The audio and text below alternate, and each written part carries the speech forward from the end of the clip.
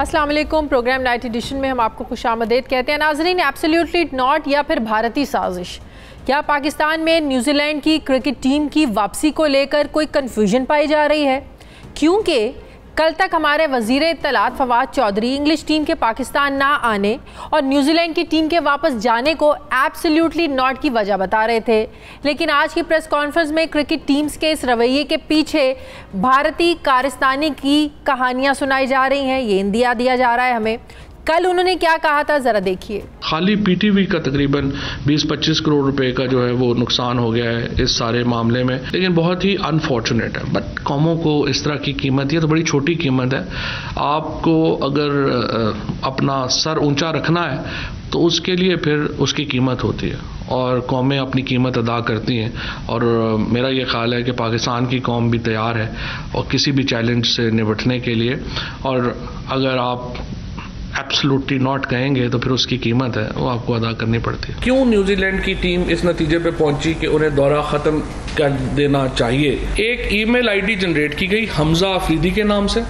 उसके 15 मिनट के बाद उसी ईमेल आईडी से ये न्यूजीलैंड की टीम को थ्रेट जनरेट किया गया। और ये जो ईमेल आईडी है ये हिंदुस्तान से वीपीएन के जरिए की गई फॉल्स थ्रेट थी, जिसके ऊपर हुआ किया गया। और ये सारा थ्रेट जो है ये इंडिया से जो है वो जनरेट हुआ। नाज़रीन, अब ये वज़ीर इत्तलात की कन्फ्यूजन है या फिर इमेच्योर इन्फॉर्मेशन पर लफाजी का नतीजा है, लेकिन ये हकीकत है कि बैनुल अक़वामी मीडिया में हमारे ये दोनों मौक़िफ़ रिकॉर्ड पर चले गए हैं, जिससे शायद पाकिस्तान का मौक़िफ़ कमज़ोर हुआ है।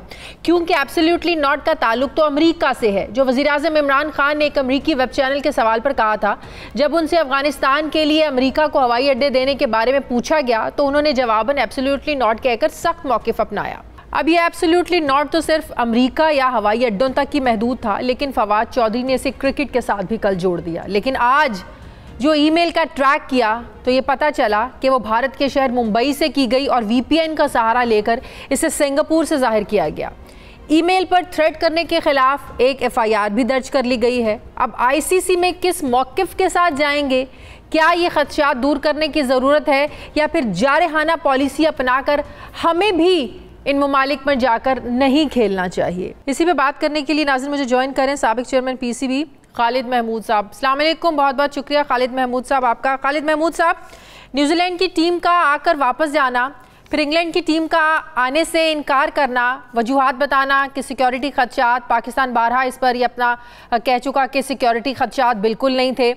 आप भी पीसीबी के चेयरमैन रह चुके हैं। क्या ये क्रिकेट में कोई अब लग रहा है कोई एंटी पाकिस्तान ब्लॉक बन रहा है पाकिस्तान को क्रिकेट से दूर रखने के लिए? जी, आपका खदशा जो है और आपका अंदाज़ा बिल्कुल मुझे ठीक लगता है। एंटी पाकिस्तान ब्लॉक तो नहीं हम ये कहेंगे, क्योंकि ब्लॉक तो एक बहुत मजबूत पहले से ही आईसीसी में मौजूद है और उस ब्लॉक के जो 3 बड़े बदनाम मेंबर हैं वो हैं इंग्लैंड, ऑस्ट्रेलिया और इंडिया। और याद रहे कि ये वही 3 मेंबर हैं जिन्होंने बिग 3 का फार्मूला पेश किया था कि चूंकि हमारे मुल्कों से ज़्यादा पैसा बनता है इसलिए सब कुछ अमल दखल हमारा होना चाहिए। उसकी कुछ मुखालफत भी हुई, लेकिन बदकिस्मती से वो फार्मूला जो है वो चल रहा है। आईसीसी पे पूरा उनका मुकम्मल कब्जा है और वो हावी हैं हर मामले में। तो वो ब्लॉक तो एक ताकतवर मौजूद है, पाकिस्तान उसका कभी भी हिस्सा नहीं था। लेकिन पाकिस्तान के साथ इस किस्म का मामला पाकिस्तान हिस्सा तो नहीं था, लेकिन पाकिस्तान पर उनकी सियासत का असर जरूर हो रहा है जो अब हमें नजर आ रहा है। तो इस रवैये को लेकर पाकिस्तानी क्रिकेट आगे कैसे बढ़ सकती है, फल फूल सकती है? जी, मैं इसी रवैये का अगर इजाज़त दें तो 2-4 फिक्रे बोल दूँ। बात यह है कि वो जब से हिंदुस्तान में मोदी की हुकूमत आई है, और मोदी साहब वो हैं वो जो कि गुजरात में जिन्होंने हज़ारों निहत्ते बेगुनाह और मासूम मुसलमानों का कत्लेआम किया था। तो ये वो साहब हैं जो इस वक्त दिल्ली के तख्त पे विराजमान हैं और इनकी और इनके जो साथी हैं उनकी जो ज़हनियत है वो हिंदुत्व वाली है और उनकी सोच यही है कि हिंदुस्तान सिर्फ हिंदुओं के लिए, बाकी किसी को वहाँ नहीं होना चाहिए। इसी पस मंज़र में वो पाकिस्तान के वजूद को बर्दाश्त करने को तैयार नहीं है। सियासी सतह पर जो कुछ वो कर रहे हैं वो तो चूंकि आपके स्पोर्ट्स के प्रोग्राम में उसका जिक्र करना ज़रूरी नहीं है, लेकिन मैं स्पोर्ट्स के हवाले से ये बताना चाहता हूँ कि वो जब से ये हुकूमत आई है हर तरीके से पाकिस्तान को तनहा करना चाह रही है समेत स्पोर्ट्स के प्रोग्रामों के।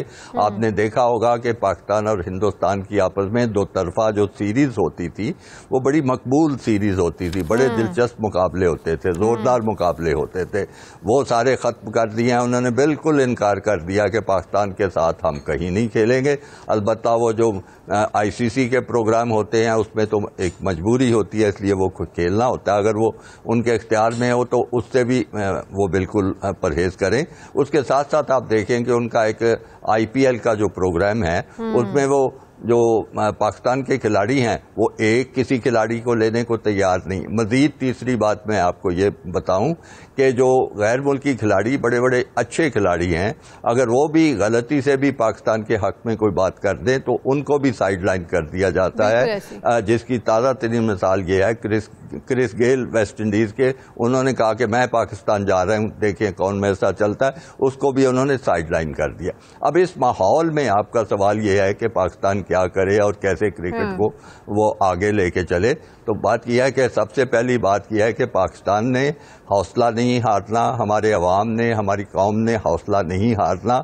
एक घटिया दुश्मन की यह सारी कार्रवाई है, वो हक पर नहीं है, वो बिल्कुल नाजायज़ किस्म की चीज़ें कर रहे हैं, लेकिन हमें मेहनत बहुत करनी पड़ेगी। मौजूदा नए चेयरमैन PCB रमीज राजा साहब जो जारहाना एक रवैया अपनाए हुए हैं, कल मैं उनको एक प्रोग्राम में सुन रही थी, वो कह रहे थे इससे पहले जो चेयरमैन रह चुके हैं पाकिस्तान क्रिकेट बोर्ड के, वो डिप्लोमेटिकली बात करते थे, डिप्लोमेसी से बात करते थे। पहली बार ऐसा होगा कि अब जो हमारे साथ हुआ है, मुझे ये उम्मीद नहीं थी कि एकदम आते ही जो है ना वो बाउंसर्स लगना शुरू हो जाएंगे। तो वो कह रहे हैं कि अब इनको भरपूर तरीके से जवाब देने की ज़रूरत है, क्रिकेट की ज़बान में ही इनको हमें जो है ना वो जवाब देना। जारहाना रवैया जो हम अपनाए हुए हैं, आपको लगता है बिल्कुल ऐसे ही उनको जवाब देना चाहिए?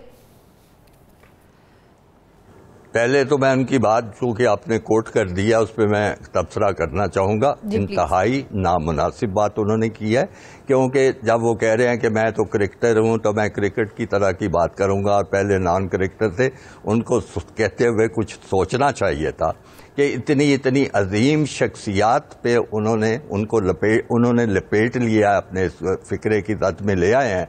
मतलब मैं 3-4 ही नाम लूँगा और भी बड़े बड़े नाम हैं। एयर मार्शल नूर खान क्रिकेट बोर्ड के सरबराह रहे हैं और वो इतने दबांग किस्म के चेयरमैन थे कि वो लगी लिपटी नहीं रखते थे, वो बड़ी सीधी और बड़ी खरी बात करते थे। लेफ्टिनेंट जनरल जाहिद अली अकबर थे जिनके ज़माने में 92 में इन्हीं लोगों ने वर्ल्ड कप जीता। उन्होंने टीम ऐसी बनाई, इनको ऐसी सहूलतें बनाई, बड़े ज़ोरदार फैसले करते थे, बड़ी खुली बात करते थे। मैं 92 के टूर में इंग्लैंड में था मैनेजर और हमारे इंग्लैंड से कई झगड़े हुए। जिस अंदाज में वो बात करते थे, अंग्रेजी मीडिया ने लिखा कि the general of Pakistan speaks to the MCC and the ICC as a general would speak to a colonel. इस किस्म के वो दबंग बात करने वाले लोग। और भी बड़े जस्टिस कार्नीलियस इसके सरबराह रहे हैं। मुझे बड़ा अफसोस हुआ है, ये बड़ा नामुनासिब बात उन्होंने किया है। बहरहाल मैं उनके जारहाना रवैये की बात करना चाहता हूँ। जारहाना रवैया जो है वो इस वक्त इस लिहाज से ज़रूरी है क्योंकि एक दूसरा मुल्क जो है न्यूजीलैंड, उन्होंने हम पे एक तोहमत लगाई है, हम पे एक इल्ज़ाम लगाया है, हमें एक किस्म की गाली दे के गए हैं हमारे मुल्क से आके, हमारी मेज़बानी का पूरा फ़ायदा उठा के और टीम वापस ले गए हैं ये कह के कि हमारे सिक्योरिटी के मामला ठीक नहीं है। अब हमने जारहाना रवैया इस हद तक तो ज़रूर इख्तियार करना है कि हमने उनको मजबूर करना है कि वो बताएं कि क्या बुनियाद है जिस पे उन्होंने किया है, क्या उनके पास एविडेंस है, क्या उनके पास शहादत है।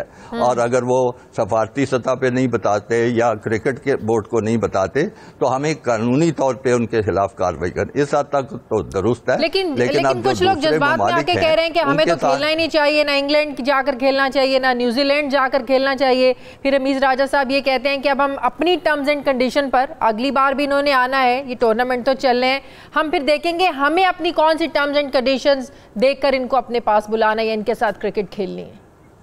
वो जी हाँ, वो भी देखेंगे तो बाकी सारी कौम भी देखेगी, और हम लोग जो क्रिकेट इतनी उम्र चलाते रहे हैं और उसमें रहे हैं, हम भी देखेंगे कि वो कौन सी टर्म्स अपनी मनवा लेंगे। बात यह है कि उसके लिए आपको पहले कुछ मेहनत करनी होती है, कुछ लॉबी करनी होती है, कुछ लोगों को अपना हम ख्याल बनाना पड़ता है। अगर आप अपने 3-4 वो बड़े मुल्क छोड़ दें, अगर आप श्रीलंका को भी नहीं अपना हम ख्याल बना सकते, बांग्लादेश को भी नहीं बना सकते, आप जिम्बाब्वे को भी नहीं बना सकते, तो कौन सी आप टर्म्स पे देखेंगे खेलेंगे उनके साथ। आपने कुछ तो अपने साथ लोगों को मिलाना है, उसके लिए आपको डिप्लोमेसी की भी ज़रूरत है, उसके लिए आपको अपनी मौक़िफ़ को अच्छे अंदाज में दुनिया को पेश करने की ज़रूरत है। मुझे तो नहीं समझ आ रही कि इस गुफ्तगू का मकसद क्या है। सही। अच्छा, अब कानूनी चाराजोई करने की भी बात की जा रही है। ज़ाहिर है कहा जा रहा है कि 40 करोड़ का नुकसान हुआ है, न्यूजीलैंड की जो टीम वापस गई है, जो इंग्लैंड ने आने से इनकार किया है, तो ये कानूनी चाराजोई किसकी तरफ से होगी या होनी चाहिए? पाकिस्तान क्रिकेट बोर्ड करेगा, हुकूमत अपने ताई ये करेगी, कौन करेगा ये, या पीटीवी? जी, हुकूमत का तो इसमें कोई दखल नहीं होगा। ये चूंकि 2 क्रिकेट बोर्ड्स के दरमियान मामला है, तो इसमें इस तरह की तो कानूनी चाराजोई हो सकती है कि उनको मजबूर किया जाए कि आप बताएं किस वजह से आप गए हैं। जहाँ तक माली नुकसान का मामला है, वो उसमें जो इनके दरमियान मुआहदा है, जिन शराइत के तहत वहाँ खेलने आए हैं, तो उसमें कोई बैंकेबल गारंटी तो होगी नहीं कि जनाब अगर ये टूर ना हुआ तो उसका क्या अज़ाला नुकसान का होगा। अगर वो चीज़ है नहीं है तो उसमें क्या ये पैसों की बात करेंगे और क्या नुकसान की बात करेंगे। मतलब कि आईसीसी तो इसमें कुछ नहीं कर सकता ना, इज्जत बहाल कर ले। कोई सीरीज खेलने से अगर इनकार कोई क्रिकेट बोर्ड करता है, आईसीसी तो नहीं कुछ नहीं कर सकता ना। इसमें इंडिया की मिसाल हमारे सामने, माजी में इंडिया के साथ जो आईसीसी फ्यूचर प्रोग्राम के तहत होने वाली 6 सीरीज मनसूख हुई थी, तब भी आईसीसी की ज़ैली कमेटी में पाकिस्तान गया था, पाकिस्तान क्रिकेट बोर्ड तो कुछ बना नहीं था। जी, आईसीसी कुछ नहीं कर सकता, आईसीसी कुछ नहीं करेगा। आईसीसी की सारी बातचीत कार्रवाई बदनीयती पे मबनी होगी। ज़्यादा से ज़्यादा हमारे चेयरमैन साहब वहाँ एक तकरीर कर लेंगे, तैयार करके जाएंगे, और उसके बाद वो यही कहेंगे कि दोनों मुल्कों का आपस में मामला है, वो जाने और उनका काम जाने। तो मुझे नहीं समझ आती कि इन्होंने शुरू में कहा क्या न्यूजीलैंड जो है अब आईसीसी में हमें सुनेगी, वो किस खुशी में कहा था और क्या वहाँ पे करेंगे। तो ये सारी बात जो है सोच ठीक नहीं है। बहुत बहुत शुक्रिया साबिक चेयरमैन पीसीबी खालिद साहब मेरे साथ हैं। मुझे ब्रेक लेनी है नाज़रीन, वापस आते हैं छोटे से वक्फे के बाद।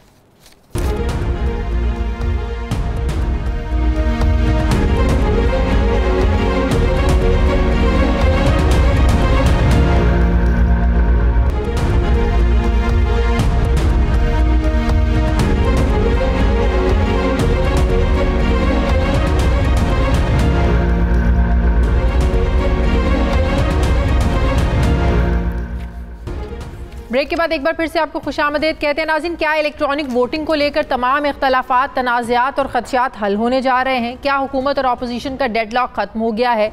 और क्या वाकई अगले इलेक्शन इलेक्ट्रॉनिक वोटिंग मशीन के ज़रिए ही होंगे? कल तक अपोजिशन हुकूमत पर ताबड़तोड़ हमले कर रही थी, इलेक्शन कमीशन वज़रा को नोटिस दे रहा था और हुकूमती नुमाइंदे उसे जला देने की बात कर रहे थे और आइनी सरबराहान को इस्तीफ़ा देने का कह रहे थे। लेकिन आज ये सब मुफाहमत पर आ गए हैं, यानी हुकूमत और अपोजिशन इंतखाबी इस्लाहात पर कमेटी बनाने के लिए मुत्तफिक हो गए हैं। स्पीकर कौमी असम्बली की ज़ेर सदारत अपोजिशन और हुकूमती नुमाइंदों पर मुश्तमिल एक पार्लिमानी कमेटी तश्कील दी गई है। इससे पहले भी इस्लाहात पर 14 रुकनी कमेटी बनाई गई थी, मगर इसकी ना तो कोई मीटिंग हुई, ना ही इसमें कोई पेशरफ्त हुई। क्या इस ब्रेक थ्रो या मुफाहमत का नतीजा भी हम कुछ वैसा ही देखेंगे आने वाले दिनों में? मगर सवाल ये है कि जो मुफाहमत की पॉलिसी है ये कब तक रहेगी? हुकूमत और अपोजिशन की तोपें कब तक खामोश रहेंगी और इल्ज़ामात की सियासत कब तक रुकी रहेगी? नाज़रीन, ये तो वाज़ेह है कि हुकूमती पार्टी समेत सभी सियासी जमातें आइंदा इलेक्शन की तैयारी में लग चुकी हैं, मगर ना तो हुकूमत का कोई नज़रिया है और ना ही अपोजिशन का कोई बयानिया है, सिवाय दोनों की तरफ से इल्ज़ामात की सियासत के। पहले ऑपोजिशन हुकूमत पर यह इल्ज़ाम लगाती थी कि इलेक्ट्रॉनिक वोटिंग मशीन तो धांधली की मशीन है और हुकूमत इसीलिए लाना चाह रही है क्योंकि वो इलेक्शन चुराना चाहते हैं, जबकि हुकूमती अरकान ऑपोजिशन जमातों पर इल्ज़ाम लगाते थे कि ये इलेक्शन चोरी कर कर जीतते आए हैं, इनके पास जाली वोटर लिस्टें हैं, इसीलिए इलेक्ट्रॉनिक वोटिंग मशीन के ज़रिए इलेक्शन के हक़ में नहीं हैं।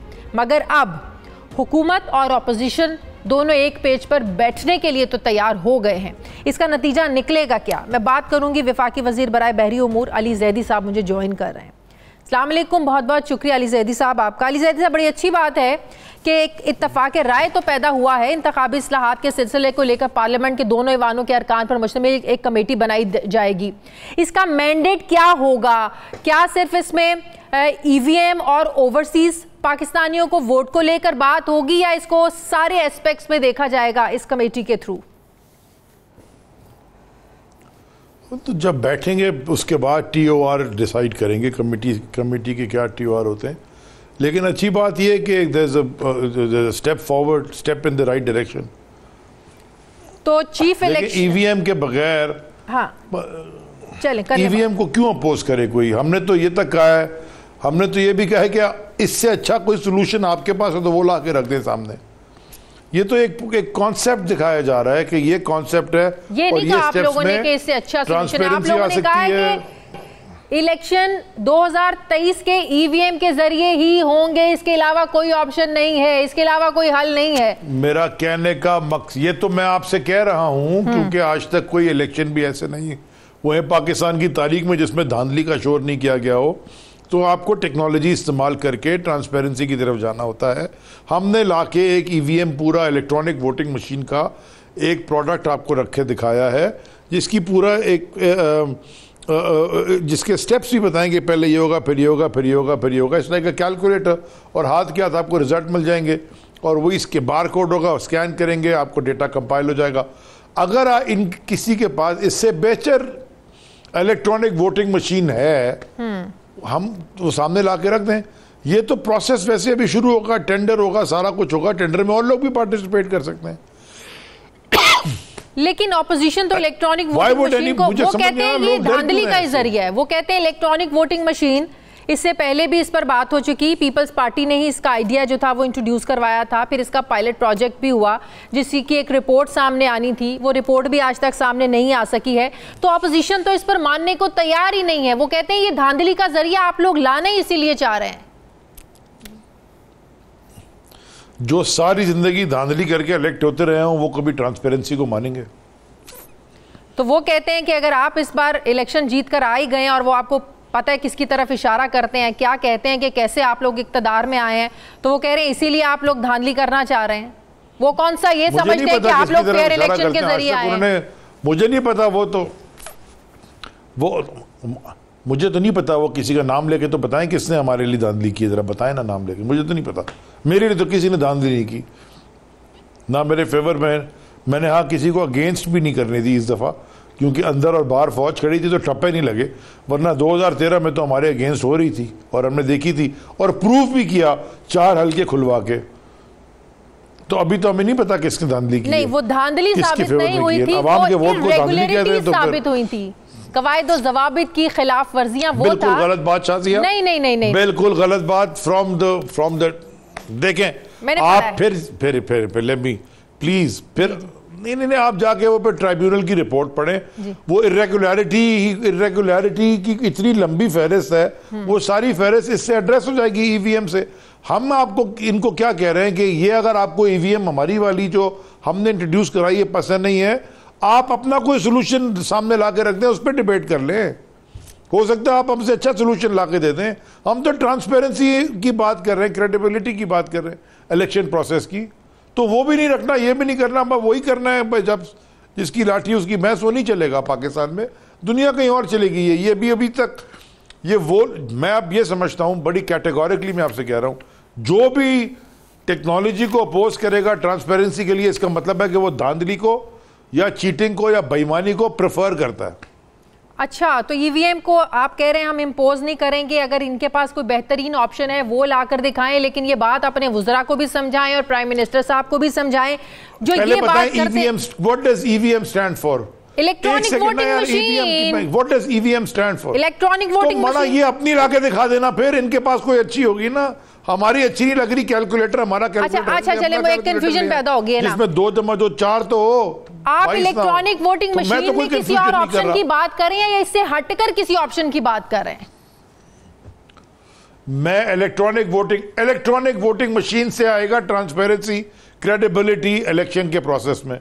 अगर इनको ये वाली इलेक्ट्रॉनिक वोटिंग मशीन पसंद नहीं आ रही और ये कह रहे हैं कि इनके पास कोई और बेहतर सोल्यूशन है, तो सामने ला के रखिए ना। खाली कह देना कि जी पर नहीं होगा, मतलब क्यों नहीं होगा, पाकिस्तान आगे नहीं पड़ेगा, क्योंकि आप दखियानूसी ख्याल रखते हैं, आप बेईमानी करना चाहते हैं, आप 2 नंबरी करके जीतते हैं, आप हर चीज में धांधली करते हैं, तो ये तो कोई बात नहीं। वो तो एक सादा सा सवाल करते हैं, फिर इलेक्शन कमीशन ने जो 37 एतराजात लगाए, आप उसको दूर कर दे तो हम लोग भी मान जाएंगे। Very simple. आपने पढ़े इलेक्शन कमीशन के एतराजात? जी, 37 एतराजात पढ़े हुए। नहीं, आपने पढ़े हैं 37 एतराजात? जी, इस टाइम मेरे पास लिस्ट नहीं है। मैंने 37 एतराजात पढ़े हैं, जिसमें फिलिपाइन का, आयरलैंड का, जिसमें सारा जिक्र किया गया है कि किस तरह उन्होंने भी पहले इसको अपनाकर छोड़ा। ये सारे 37 एतराजात में लिखा हुआ है। सॉफ्टवेयर भी हैक हो सकता है। इनमें से किसी एक ने भी फिलीपींस की और आयरलैंड की इलेक्ट्रॉनिक वोटिंग मशीन जो है वो सॉफ्टवेयर वाली, वो इसके साथ इसका कंपैरेटिव एनालिसिस नहीं किया। जी वहां हुआ था, तो ब्राजील में जो हुआ था ठीक हो गया, वो उसका क्यों नहीं रखते फिर? वो भी ईवीएम था। देखे ना, आपने अगर वो वाली चीज देखनी है कि जी जहां गाड़ी का ब्रेक फेल हो गया तो गाड़ी ही नहीं खरीदें, तो वो वाली गाड़ियां भी तो ठीक है जिनका ब्रेक फेल नहीं हुआ, जो ठीक चल रही हैं। हम अच्छी चीज क्यों नहीं कर सकते? हम क्यों जाते हैं उस चीज को देखने जिसमें नेगेटिविटी आ रही है? मतलब ये समझ में नहीं आ रही। तो इतनी बड़ी जहां ठीक नहीं हुआ उसकी मिसाल दे रहे हैं, जो जहां ठीक हुआ इसकी मिसाल क्यों नहीं दे रहे? तो नहीं, तो चलें ठीक है, तो आप इन्हीं एतराजात का जवाब दे दें इलेक्शन कमीशन में। दे देंगे, कोई इशू नहीं। वो जवाब हमें नजर आ गया चीफ इलेक्शन कमीशन पर। ये भी कमाल की बात है, ये भी शाजिया जी, ये भी कमाल की बात है कि एक पार्टी जो पावर में है, जो जीत के पावर में आई है, पूरे पाकिस्तान की सबसे बड़ी जमात है, हर सूबे में उसकी रिप्रेजेंटेशन है, हर असेंबली में उसकी रिप्रेजेंटेशन है, वो पार्टी कह रही है कि हम इलेक्शन को ट्रांसपेरेंट बनाना चाहते हैं। वो कह रही है कि जी धांधली होती है, हम धांधली नहीं करने देना चाहते, इक्तदार में रहते हुए, ऑपोजिशन में नहीं। हमने ऑपोजिशन में भी वही कहा था, इक्तदार में भी हम वही कह रहे हैं। और ये वो लोग हैं जो सारी जिंदगी जिनकी पैदाइशी गोद में हुई है, जिसके भी आपको पता जनरल जिया के, जो कि बड़ा जबरदस्त जमहूरी आदमी थे, वो आके लेक्चर हमें देने लगे जमहूरियत का और बेईमानी का, जो खुद जिनकी पैदाइश ही बेईमानी में हुई है। कमाल बात है। वैसे तो आप कह रहे हैं कि ऑपोजिशन चाहती नहीं है, तो ऑपोजिशन की नीयत पर शक करने वाली बात हुई ना। नीयत पे तो शक नहीं किया जा सकता। तो मैं उसमें कोई मैं 100% जो आदमी, जो शख्स इस मुल्क में ईवीएम को अपोज करेगा, इसका मतलब है वो ट्रांसपेरेंसी और क्रेडिबिलिटी ऑफ प्रोसेस को अपोज कर रहा है, मैं उसकी 100% नीयत में शक करूंगा। मुझे इसमें कोई दो राय नहीं है। नीयत के पीछे पड़ गए हैं आप लोग। इनकी इस इदारे को जला देने की बात कर रहे हैं, कभी उनको घर भेजने की बात कर रहे हैं, इसीलिए पीछे पड़ गए चीफ इलेक्शन कमीशन के। उनका क्या? मेरा नहीं ख्याल कि जलाने वाला कमेंट मेरे ख्याल में थोड़ा इमोशनल था। मैं नहीं कहूंगा कि जलाना चाहिए, लेकिन अगर कोई भी हो, हमारी अपनी जमात का कोई भी हो, अगर आप ट्रांसपेरेंसी के खिलाफ है, इसका मतलब आपकी नीयत ठीक नहीं है। तो पब्लिकली आकर ये बात चले, ठीक है, बिल्कुल ठीक है। लेकिन पहले आपका कैमरा आता था ना, पहले आपका जब कैमरा आता था ना, पहले जब आपका कैमरा आता था ना, वो 2 बड़ी बड़ी ट्यूब लाइटें लाके सर पे ऊपर लगाता था। अब छोटा आ गया है, वही लाइट वही काम करिए टेक्नोलॉजी की। अब मैं बोलूं जी धांधली कर रहे हैं छोटी लाइट लगा के, हाँ मुझे तो बड़ी लाइट ही चाहिए। क्या बात, एक जमाने में ना गाड़ी में एसी नहीं होता था, ऐसे एक जमाने में ऊंट के ऊपर होते थे, एक जमाने में सारी दुनिया हाथ खड़ा करके इलेक्शन करती थी। वो भाई दुनिया आगे बढ़ गई है, यूज टेक्नोलॉजी। एक जमाने में ना वो दाने गिन गिन के जमा खर्ची करते थे, अब बच्चे भी कैलकुलेटर इस्तेमाल करते हैं। एक जमाने में ये लाइव शो नहीं हो सकता हो रहा था, मुझे स्टूडियो आना पड़ता था। नहीं जी, ये डीएसएनजी नाला है जी, टेक्नोलॉजी खराब हो रही। अच्छा, चीफ इलेक्शन बिल्कुल सही है, बिल्कुल इसमें कोई दो राय है ही नहीं। टेक्नोलॉजी को अच्छी चीज के लिए इस्तेमाल करो, इसमें कोई शक है नहीं। वक्त के साथ साथ आगे बढ़ना चाहिए। दिखा रहे हैं। वक्त के साथ साथ आगे बढ़ना चाहिए, लेकिन चीफ इलेक्शन कमिश्नर के तकर्रुर के बारे में जो आजम सवाती साहब ने आके बातें की, जिससे ये तासुर नहीं बल्कि ये यकीन हुआ कि शायद कोई कॉम्प्रोमाइज़ कर कोई मजबूरियां थी जिसके आगे आप लोग घुटने टेक नहीं सकते थे और इस चीफ इलेक्शन कमिश्नर को आप लोगों को लगाना पड़ा। कोई भी नहीं, कोई किसी की कोई मजबूरी नहीं थी। अगर लगाया और जब लगाया और अगर उसकी जांच पड़ताल ठीक नहीं की तो हमारी गलती है, इसमें कोई इशू ही नहीं है। तो आजम सवाती हम ही का लगाया हुआ है और हम ही इतराज कर रहे हैं और हम ही सवाल उठा रहे हैं। तो ये आजम सवाती साहब से पूछना चाहिए ना कि कौन सी मजबूरियां हैं जिसको आप कह रहे हैं कि मैं बता नहीं सकता, मैं वो राज खोल नहीं सकता, क्या मजबूरियां थी, किस वजह से आपको लगाया? आजम सवाती साहब को पता होगी, आजम सवाती साहब को पता होगी। मुझे, मैं क्योंकि बड़ा छोटे लेवल का वजीर हूं तो मुझे नहीं पता, लेकिन मुझे तो ये पता है कि जो खान साहब एज प्राइम मिनिस्टर डिसीजन लेते हैं उसके साथ हमको इसका मतलब ये हो गया नून लीग के साथ साथ पीटीआई में भी दो बयानिए प्रिवेल कर रहे हैं। उनको मजबूर करना, उनको मजबूर करना, ये मैं पुराना सबसे कैबिनेट के अंदर आज की कैबिनेट जो है उसमें सबसे पुराना पीटीआई वाला हूं खान साहब के बाद, तो ये भी मैं आपको बता दूं कि उनको मजबूर करना इतना आसान नहीं है। नहीं, तो इसका मतलब पीटीआई में दो बयानिए प्रिवेल कर रहे हैं। मैं जानता हूं। एक आप कह रहे हैं कि मजबूर करना आसान है, एक आजम सवाती साहब ने खुलकर अच्छा, तो बड़ा इसमें बड़ा गुनाह हो गया कुछ। अच्छा जी एक डिफरेंस ऑफ ओपिनियन आ गया, उसमें क्या हो गया? तो फिर नून लीग को भी हल्का लिया करें, उधर फिर तीर क्यों चला देते हैं? Difference of opinion is healthy.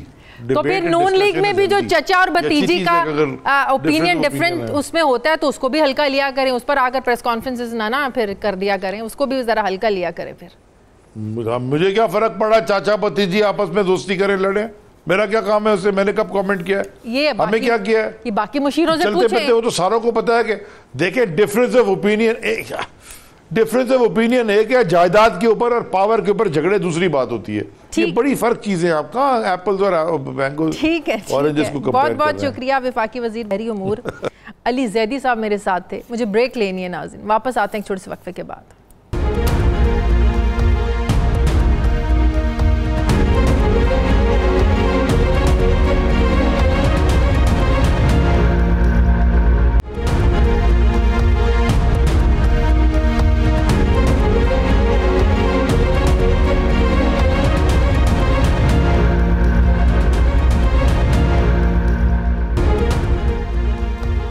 Break के बाद एक बार फिर से आपको खुशामदीद कहते हैं। पाकिस्तान पीपल्स पार्टी के सीनियर रहनुमा कमर जमान कायरा साहब मुझे ज्वाइन करें। अस्सलाम वालेकुम, बहुत बहुत शुक्रिया कमर जमान कायरा साहब।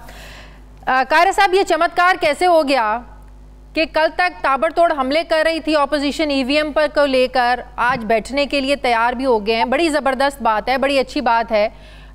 मामलात जो थे वो चीफ इलेक्शन कमिश्नर को हटाने पर और इदारे को जलाने तक पहुँच गए थे। बड़ी अच्छी बात है आप लोग बैठ रहे हैं, कोई नतीजा निकलेगा इसका कि ईवीएम के जरिए ये इलेक्शन होंगे?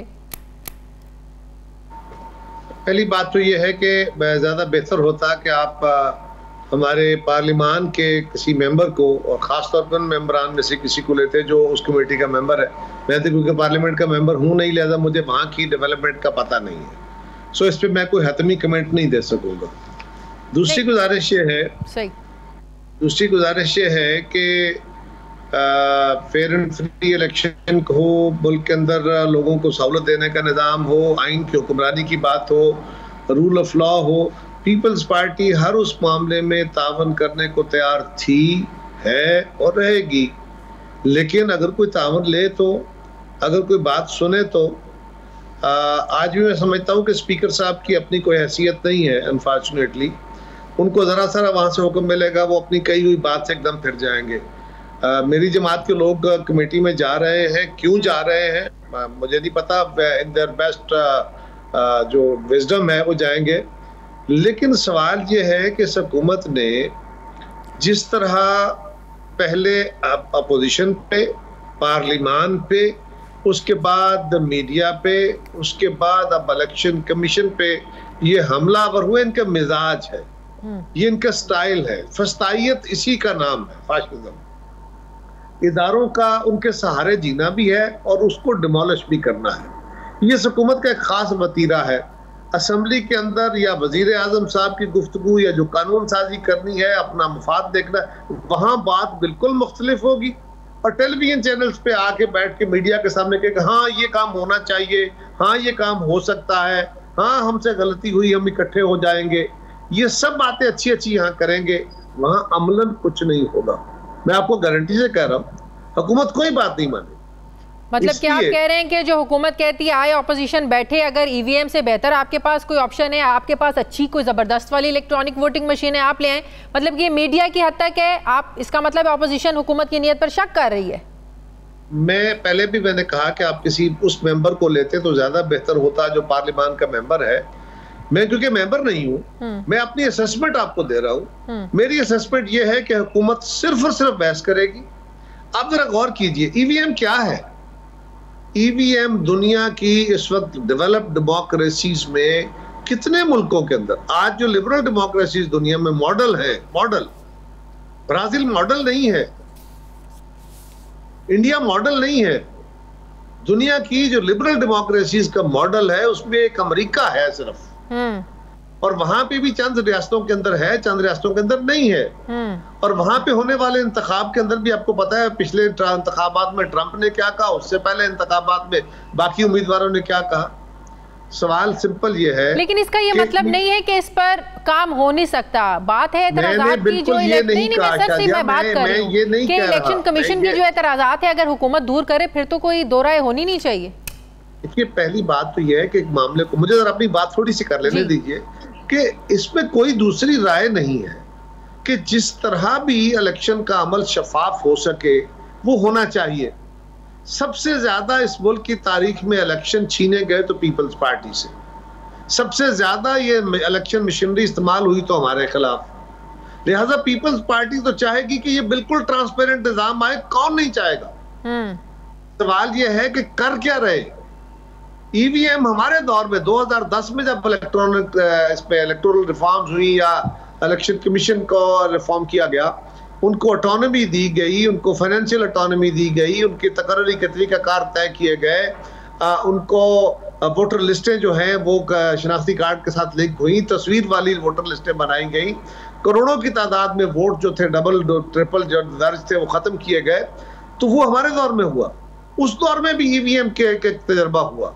दुनिया के मुख्तलिफ ममालिक में जहाँ पे ईवीएम चल रही है उसका तजर्बा किया गया। वहां लोग गए, इलेक्शन कमीशन के लोग गए, पार्लियामान के मेंबरान गए और उन्होंने आके देखा और फिर प्रोटोटाइप बना। इलेक्शन कमीशन ने उसको इस्तेमाल भी किया, पायलट प्रोजेक्ट किया, लेकिन वो नाकाम हुआ और उसको डिस्कार्ड कर दिया गया। इसका मतलब ये नहीं है कि आप भी करें, अगर आप हो सकता है तो कर लीजिए, लेकिन ये किसने करना है? क्या ये काम हुकूमत वक्त का है? हुकूमत वक्त इसका एक फरीक है, वो एक सियासी जमात है, वो इसकी बेनिफिशरी है, लिहाजा वो एक फरीक है, उसकी हर सियासी जमात फरीक है। तमाम सियासी जमातों की मशावरत से ये काम इलेक्शन कमीशन ने करना है, जिसकी ये ड्यूटी है। वजारत सनत और पैदावार जो है वो वजारत इतलात के कानून बना के नहीं दे सकती। सही है। वजारत इतलात जो है वो रेलवे के कानून साजी में नहीं कर सकती, वो वही वजारत मूव करेगी। इलेक्शन कमीशन जिनका ये काम है, जिनको एक्सपर्टीज है, जो दुनिया भर के तजर्बात देखते हैं, वो फेयर एंड फ्री इलेक्शन कराने के लिए अपनी तजावीज देंगे। हुकूमत उनके साथ बैठे, अपोजिशन को बिठाए। तो ये कह रही है ना कि इलेक्शन कमीशन तो ऑपोजिशन का माउथपीस बना है। हुकूमत ये नहीं कह रही, हुकूमत ये नहीं कह रही कि इलेक्शन कमीशन ऑपोजिशन का माउथपीस बना हुआ है। नहीं, ये हुकूमत नहीं कह रही ना। सुनिए हुकूमत क्या कह रही है। सवाल यह है, अगर इलेक्शन कमीशन हुकूमत का माउथपीस है, बनाया इन्होंने था, उसका तरीकाकार है, सुप्रीम कोर्ट में चले जाए इस इलेक्शन कमीशन के खिलाफ। एज लॉन्ग एज ये इलेक्शन कमीशन ऑटोनोमसली मौजूद है और इसकी ऑटोनॉमी के बगैर इलेक्शन फेयर नहीं हो सकते, तो फिर ये काम इलेक्शन कमीशन का है कि अगर इलेक्शन के ऊपर सवाल उठे हैं और उसके प्रोसेस में कोई खामियां हैं तो फिर उसको दूर करने के लिए इलेक्शन कमीशन मशावरत करेगा। वो बात ठीक है, हुकूमत कहती है पार्लियामेंट का काम है कवानीन बनाना और मैंने कब कहा शाजिया, कौन कहता है नहीं है, लेकिन इम्प्लीमेंट करवाना। लेकिन अगर ऑर्डिनेंस के जरिए मेरी बात सुन ले, अगर ऑर्डिनेंस के जरिए हुकूमत ये सब कुछ लागू कर देती है तो इलेक्शन कमीशन के पास ऑप्शन नहीं होगा, वो इम्प्लीमेंट नहीं करेगी। हुकूमत नहीं कर सकती। क्या हुकूमत का ये इख्तियार है कि वो अपनी मर्जी से कानून बना के इलेक्शन कमीशन को कहे इस पे अमल करो? नो। इलेक्शन कानून बनाना यकीनन पार्लियामान का काम है, लेकिन अपनी मर्जी का कानून इलेक्शन कमीशन पे थोपना ये हुकूमत का इख्तियार नहीं है। हुकूमत इस सारे मामले में एक फरीक है, एक पार्टी है, उसमें दसियों पार्टियां दूसरी हैं जो पार्लियामान के अंदर है, जो नहीं है, जो छोटी है, बड़ी है, इलाकाई है, फिर उसमें बहुत सारे स्टेक होल्डर्स और भी हैं। सही, लेकिन हुकूमत तो इस पर ऑर्डिनेंस लाना चाह रही थी ना। आप फिर हुकूमत के ऊपर खड़े हो गए हैं। मेरी बात हुकूमत और नो हुकूमत को एक तरफ रखिए। आइए पहले इस पे बहस करिए क्या होना चाहिए। हुकूमत क्या करे? हुकूमत तो हर चीज को बुलडोज कर रही है, हुकूमत तो हर चीज को बर्बाद करने के ऊपर तुली हुई है। सवाल यह है कि पहले इन्होंने एक इलेक्ट्रॉनिक मशीन बनाई, फवाद चौधरी साहब ने कहा कि जी हमने एक बड़ा कमाल काम कर दिया, हमने एक बड़ी कमाल मशीन बना दी है, उसके डेमोज भी हुए। अब जरा गौर कीजिए, वो डेमोज करने के बाद वो वजारत तब्दील हुई, शिबली फराज साहब आ गए, उन्होंने कहा जी हमने तो कमाल ही कर दिया, इससे ऐसी मशीन तो दुनिया में बनी नहीं है। आइए देखिए वो मशीन क्या है। वो वजीर आजम साहब को भी दिखाई गई, वो सदर साहब को भी दिखाई गई, वो पार्लियामेंट में भी रखी गई, अपोजिशन को भी बुलाया गया, मीडिया को भी बुलाया गया कि ये मशीन है। और वजारत साइंस एंड टेक्नोलॉजी जो है ये 9 महीने के अंदर ये 5 लाख मशीनें बना सकती है। ठीक है, बहुत बहुत शुक्रिया। पाकिस्तान पीपल्स पार्टी के सीनियर रहनुमा कमर जमान कायरा साहब। मेरे नाज़रीन मुझे ब्रेक लेने वापस आते हैं एक छोटे से वक्फे के बाद।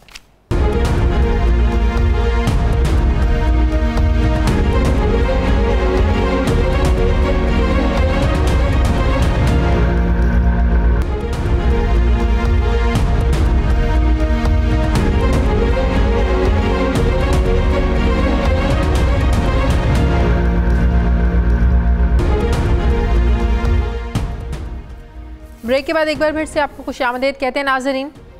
एक तरफ हम कहते हैं कि अफ़गानिस्तान को तस्लीम करने के फ़ैसले को लेकर ख़ित्ते के दूसरे ममालिक के साथ हम खड़े हैं, और दूसरी तरफ हम दुनिया से ये भी अपील कर रहे हैं कि अफ़गानिस्तान की मदद की जाए और उन्हें इंगेज किया जाए। तो इनमें से कौन सा बयानिया दुरुस्त है? इस पर आलमी सतह पर सवालात उठ रहे हैं। सवाल ये है कि क्या दुनिया में अफ़गानिस्तान का वकील बनने का हमें कोई नुकसान हो रहा है? अफ़गानिस्तान में अमन कायम करने के हवाले से पाकिस्तान ने अहम किरदार अदा किया और गैर मुल्की अफवाज का अफ़गानिस्तान से पुरअमन इनखला हुआ, मगर इनखला के बाद से अब तक पाकिस्तान के साथ जो कुछ हो रहा है वो अफ़गान अमन मुज़ाकरात की कीमत चुकाने के अलावा और कुछ भी नहीं है। इस वक्त वज़ीर-ए-आज़म इमरान खान से लेकर वज़ीर ख़ारिजा शाह महमूद कुरैशी और मुशीर बराए कौमी सलामती डॉक्टर मोईद यूसुफ तक सभी बैनुल-अक़वामी बिरादरी से एक ही बात करते हुए नज़र आ रहे हैं कि अफ़गानिस्तान में तालिबान हुकूमत को इंगेज किया जाए। हमारी इसी बार बार की तकरार की वजह से, इस बार बार की अपील की वजह से आलमी बिरादरी अब हमें शक की निगाह से देख रही है और इंडिया जैसे मुल्क को प्रोपेगेंडा करने का मौका मिल रहा है। पाकिस्तान पहले ही फैटफ और GSP प्लस जैसे स्टेटस को लेकर यूरोपीय ममालिक की आंखों में खटक रहा है और जिस पे दुश्मन मुल्क भारत तस्लीम भी कर चुका है कि वो हमारी मुखालिफत कर रहा है। ऐसे में अफ़गानिस्तान की वकालत की जो पॉलिसी है क्या हमारे लिए नई मुसीबत खड़ी करने जा रही है कोई? दूसरी तरफ ये भी एक हकीकत है कि दुनिया ये तस्लीम कर चुकी है कि 9/11 का वाक़या अफ़गानिस्तान को अकेला छोड़ने की वजह से पेश आया। तो ऐसे में पाकिस्तान ने भी 20 साल के दौरान वॉर ऑन टेरर में हज़ारों जानें और अरबों डॉलर का नुकसान बर्दाश्त किया है। लिहाजा अफ़गानिस्तान के अमन में ही ख़ित्ते का अमन पोशीदा है, क्योंकि दुश्मन चालाक होने के साथ साथ मक्कार भी है और वो हर तरफ से कोई भी मौका जाने नहीं दे रहा। अफ़गानिस्तान को लेकर अक़वाम आलम पाकिस्तान के हवाले से क्या नुक्ता नज़र रखती हैं, इसी मौजू पर मैं बात करूँगी। साबिक़ सफ़ीर बराए अफ़गानिस्तान रुस्तम शाह मोहम्मद साहब मुझे ज्वाइन कर रहे हैं। अस्सलाम वालेकुम, बहुत बहुत शुक्रिया रुस्तम शाह मोहम्मद साहब आपका। रुस्तम शाह साहब, दुनिया हमारे साथ जो ताल्लुकात हैं अब इसको तालिबान के तनाजुर में देख रही है कि हम तालिबान को किस तरीके से डील कर रहे हैं, या जो हम दुनिया से बार बार अपील कर रहे हैं कि तालिबान को इंगेज किया जाए, इसका नतीजा हमने देखा। GSP प्लस पर हमारे जो है ना वो बात हो रही है, यूरोपीय दुनिया कह रही है कि GSP प्लस पर हम नजरसानी क्यों करेंगे, क्योंकि पंजशेर सूबे में हम लोगों ने, पाकिस्तान ने जाकर तालिबान की मदद की। तो क्या खुलम खुला आकर दुनिया से ये अपील करना पाकिस्तान के लिए खतरनाक हो सकता है? पाकिस्तान को और खमियाजा भुगतना पड़ सकता है इसका? देखिए, पाकिस्तान क्यों वकील बने? पाकिस्तान पहले अपने जो बायलैटरल उनके साथ कॉन्टेक्ट्स हैं उनको तो इस्तेमाल करे। पाकिस्तान के पास नई हुकूमत को रिकग्नाइज करने के अलावा कोई दूसरा रास्ता है, कोई दूसरा ऑप्शन है? कतई नहीं। आज करें या कल करें, महीना के बाद करें, 2 महीने के बाद करें, आपको अफगानिस्तान की हुकूमत को तस्लीम करना होगा। जब आपको ये काम करना है तो गुडविल जीतने के लिए पहले क्यों नहीं करते, बजाय इसके कि आप 2 महीने 3 महीने के बाद कर लें।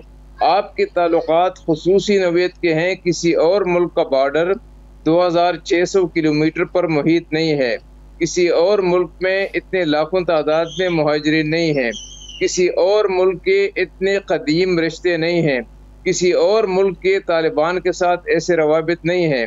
तो पाकिस्तान की अपनी खुसूसी एक हैसियत है, तो मैं समझता हूँ कि इसमें डिले करना ये कोई माने इसके नहीं है। ये तो वैसे हम जो लॉबी है उसको हम पेंडर कर रहे हैं कि रीजनल कंसेंसस पैदा किया जाए, रीजनल कंसेंसस जरूर पैदा किया जाए, हम उसके मुखालिफ नहीं है, लेकिन रिकग्निशन का मसला बुनियादी है।